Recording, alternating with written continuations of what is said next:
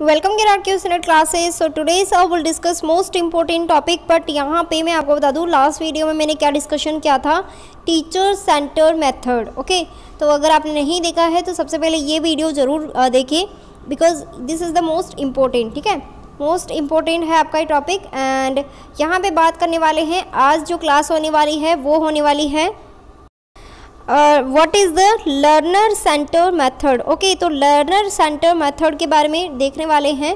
This is the also important. और इसके कितने मेथड्स हैं उसकी बात कर लेते हैं कि how many methods in teaching aptitude. Okay, so first मैंने लास्ट वीडियो में मैंने क्या डिस्कशन किया था, टीचर सेंटर मेथड के बारे में बहुत अच्छे से डिटेल से एक्सप्लेनेशन किया था। And today's I will discuss learner centre method, this is the also important. फिर नेक्स्ट वीडियो है वो बनाएंगे कंटेंट फोकस मेथड पे और इंटरेक्टिव पार्टिसिपेट मेथड्स पे। देखो ये जो मेथड्स है 100% आप इसको मार्क कर सकते हो, बिकॉज यहाँ से क्वेश्चंस आपके हमेशा ही पूछे गए हैं।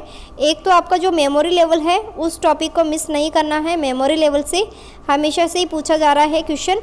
और एक 100% इम्पोर्टेंट टॉपिक है आपका ये मेथड्स। ठीक है, so what is the learner centre method. बात करते हैं कि लर्नर सेंटर मेथड क्या होता है यहाँ पे। तो देखो यहाँ पे लिखा क्या गया है, लर्नर सेंटर। इट मीन्स जो लर्नर होता है अधिगम करता होता है, इसको हिंदी में क्या कहते हैं, अधिगम करता। लर्नर मतलब सीखने वाला, जिसे स्टूडेंट भी कहते हैं। तो आई होप कि आपको क्लियर हो गया होगा लर्नर का मीनिंग। सो लर्नर सेंटर मेथड का मीनिंग होता है कि यहाँ पे जो लर्नर है उसको इम्पोर्टेंस देना। मतलब कि अब जो सारा काम कौन करेगा, स्टूडेंट करेगा। वो ही स्वयं से सीखेगा, उस मेथड्स को अप्लाई करेगा। ठीक है, जो भी उसकी क्यूरीज है उसको पूछेगा। तो यहाँ पे पहले पूछने की नहीं थी कि पहले क्लासरूम में कुछ भी आप पूछ लेते थे, बट यहाँ पे जो लर्नर सेंटर मेथड है इसके अंदर कोई भी स्टूडेंट्स क्वेश्चन क्रिएट कर सकता है। ठीक है, तो इसे बोला गया है लर्नर सेंटर मेथड। तो now start.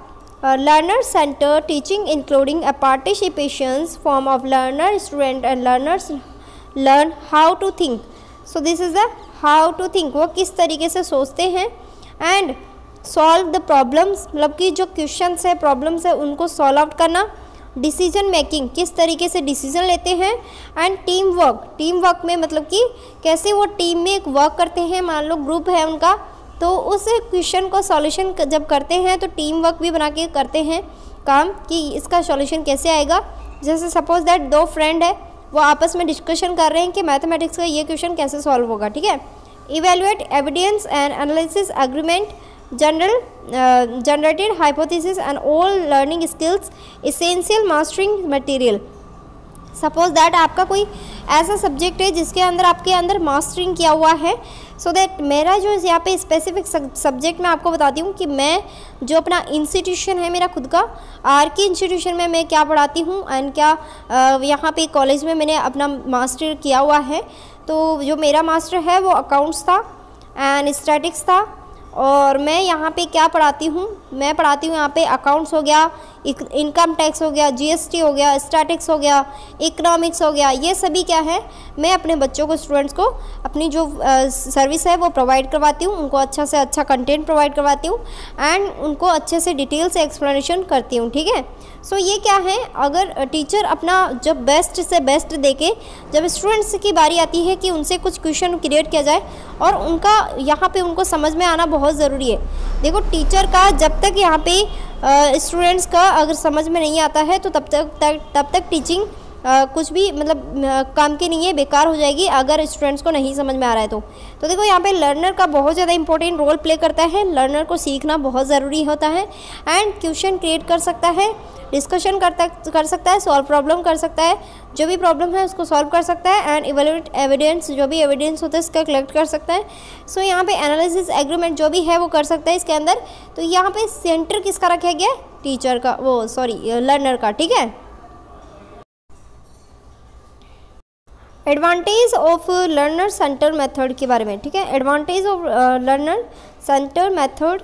So students learn important communicative and collaborative skill through group work. मतलब कि मैंने अभी जस्ट समझा है आपको कि छात्र समूह में के कार्य करने के माध्यम से ही संचार और सहयोगात्मक कौशल सीखते हैं। ठीक है, तो ये क्या है, एक पॉजिटिव पॉइंट हो गया। प्लस यहाँ पे students learn directly on your learning and ask questions. जब आस्क क्वेश्चंस को पूछते हैं तो यहाँ पे उससे भी स्वयं से सीखते हैं। ठीक है, यहाँ पे क्वेश्चन और आंसरिंग करते हैं, उससे भी सीखते हैं। कंप्लीट टास्क इंडिपेंडेंटली, मतलब कि कभी कभी वो वर्क करते हैं वो इंडिपेंडेंटली करते हैं। जैसे सपोज दैट आपने कोई एक्सरसाइज है वो करवा दी है, फिर उसके बाद में उसकी जो एक्सरसाइज की प्रैक्टिस है वो खुद से स्वयं से कर रहे हैं। ठीक है, फिर है students are more interested learning activities when they interactive with the another and participate in activities. ठीक है, तो वो गतिविधियाँ जिसमें अधिक रुचि रखते हैं वो एक दूसरे के साथ बातचीत कर सकते हैं और सक्रिय रूप से भाग ले सकते हैं। ठीक है, सो आई होप कि आपको ये पॉजिटिव पॉइंट्स है वो क्लियर हो गए होंगे। अब देख लेते हैं कि लर्नर सेंटर मेथड्स के क्या क्या नेगेटिव पॉइंट्स हैं। क्योंकि यहाँ पे हर एक बच्चा एक जैसे माइंड का नहीं होता है, सबका माइंड अलग अलग होता है, सबका दिमाग अलग अलग होता है, वो अलग अलग तरीके से सोचता है, अलग अलग तरीके से पढ़ता है। कोई अलग टाइमिंग पढ़ता है, कोई कम पढ़ता है, कोई ज़्यादा पढ़ता है। तो ये सभी क्या है, डिसएडवांटेज के अंदर आ जाता है। ठीक है, because students are talking classroom में भी ऑफन इन नॉइस एंड यहाँ पे बोल रहा है कि जो भी स्टूडेंट्स क्लास में होते हैं वो अगर उनको वर्क दिया जाता है तो वो बहुत ज़्यादा नॉइस करते हैं।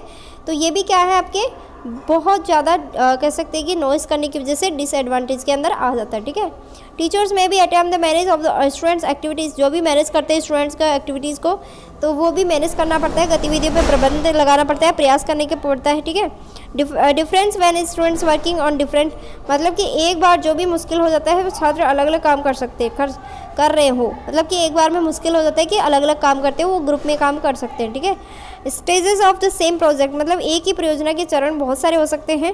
And some students prefer the work alone, जैसे कोई स्टूडेंट होता है जो सिर्फ और अकेले में ही पढ़ना अच्छा लगता है, उसको कोई डिस्टर्बेंस नहीं चाहता है।